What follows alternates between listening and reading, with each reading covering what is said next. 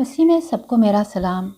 यीशु ने बाइबल मुक़द्दस का कोई हिस्सा क्यों नहीं लिखा और यीशु की कोई किताब क्यों नहीं है? ये वो सवाल है जो कि मसीहों से पूछा जाता है। इसलिए अजीज़ों, आज हम इस मौजू पर बात करेंगे कि यीशु ने अपने शागिर्दों को सिर्फ अपने कलाम से तालीम देने का इंतखाब क्यों किया और ये कि उनकी तालीम को लिखने का काम उनके शागिर्दों ने क्यों किया। यीशु के इस फैसले पर बात करने से पहले हम देखते हैं कि क्या यीशु पढ़ और लिख सकते थे।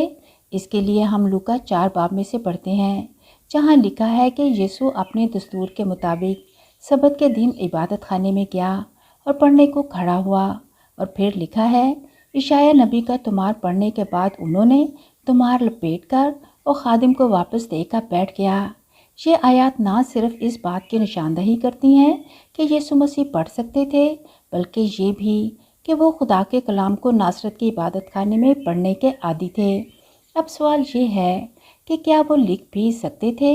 तो इसके बारे में हम यूहन्ना 8 बाब में पढ़ते हैं कि जब फकी और फरीसी एक ज़िनाकार औरत को पकड़कर यीशु के पास आए और उसे संसार करने के बारे में सवाल किया, तो यीशु झुककर उंगली से ज़मीन पर लिखने लगे। अब यीशु ने यहाँ ज़मीन पर क्या लिखा था, इसके बारे में बाइबल मुक़द्दस कुछ नहीं बताती, लेकिन उनका जवाब सुनकर सब लोग उन्हें छोड़कर चले गए और उन पर इल्ज़ाम ना लगा सके।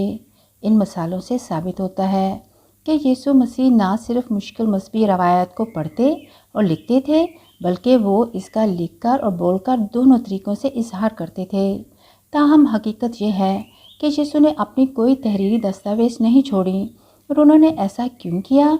तो इसका जवाब हम यूहन्ना नबी की किताब में पढ़ते हैं, जहाँ लिखा है, इब्तदा में कलमा था और कलमा खुदा के साथ था और कलमा खुदा था।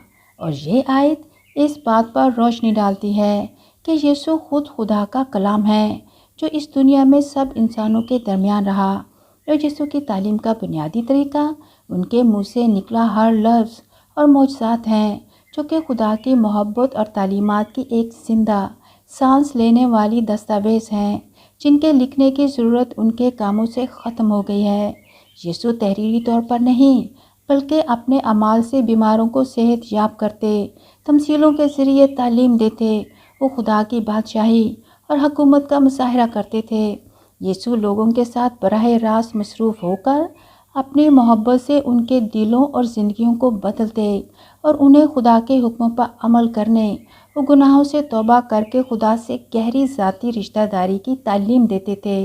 यीशु के शागिर्दों ने दिन रात उनके साथ रहकर उनकी रोज़ाना ज़िंदगी, तालीम, मौजज़ात और करिश्मों को होते देखकर और सुनकर तालीम हासिल की थी। और यीशु ने अपने पकड़वाए जाने से पहले उनसे वादा किया था कि मैंने ये बातें तुम्हारे साथ होते हुए तुमसे कहीं, लेकिन वो मददगार यानी रूह कुदूस, जिसे बाप मेरे नाम से भेजेगा, वही तुम्हें सब बातें सिखाएगा और जो कुछ मैंने तुमसे कहा है तुम्हें याद दिलाएगा।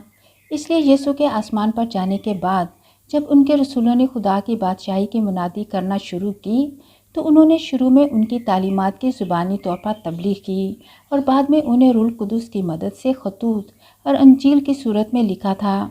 इसलिए यूहन्ना रसूल कहते हैं कि पाक रूह ही तुम्हें सब बातें सिखाता है और जो कुछ वो सिखाता है सच है, झूठ नहीं। और जिस तरह उसने तुम्हें सिखाया है उसी तरह तुम उसमें कायम रहो। इसलिए अजीज़ों, चूँकि खुदा रूह है, इसलिए यीशु मसीह की किताब भी रूहानी है, जिसे हम यीशु मसीह के बगैर ना तो देख सकते हैं और ना ही पढ़ सकते हैं, क्योंकि उनका पाक रूह ही वो जिंदा और दोधारी तलवार है, जो उनके प्यार करने वालों के पास हर वक्त और हर जगह हमेशा से थी और हमेशा तक रहेगी। मेरे मसीही भाई और बहनों, जीसस की रोशनी चैनल को सब्सक्राइब और दूसरों से शेयर ज़रूर करें, ताकि खुदा का कलाम ज़्यादा से ज़्यादा लोगों तक पहुंच सके। खुदा का पाक रूह आप सबकी रहनुमाई करे। आमीन।